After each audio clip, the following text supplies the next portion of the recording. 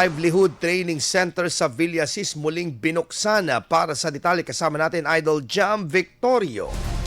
104.7 IFM Report.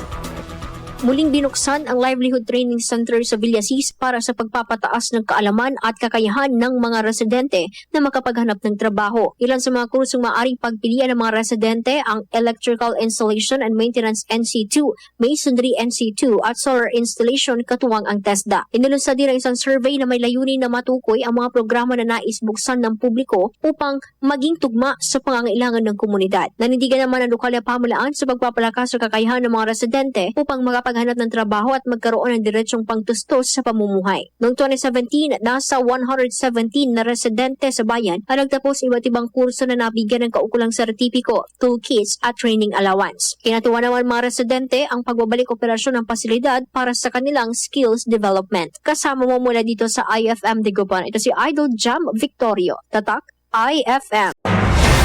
IFM News. IFM News. IFM News.